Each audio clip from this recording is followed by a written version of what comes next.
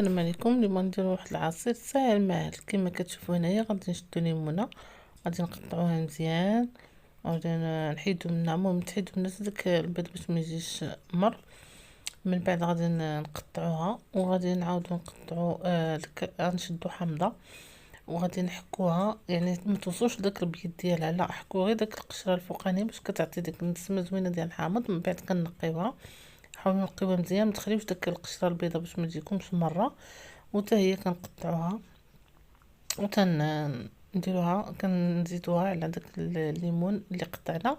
من بعد كنزيدو السكر حسب الخال، على حسب الحلاوه اللي بغيتو نتوما. كنزيدو عليه الماء وكنطحنوه، ومن بعد كنصفيوه وكنعاودو نرجعوه للعصاره. كنديرو البنان اللي بغيتو نتوما، البنان التفاح اللي عندكم ديروه، زيدوا معاه واحد الياغورت باي نكهه بغيتو، وكيجي خاطر وكيجي زوين. جربوه سريع وكيجي زوين بزاف. وبصحه وراحه. مازال غندير لكم واحد العصير اخر كيجي تا هو ساهل وزوين. بصحه وراحه.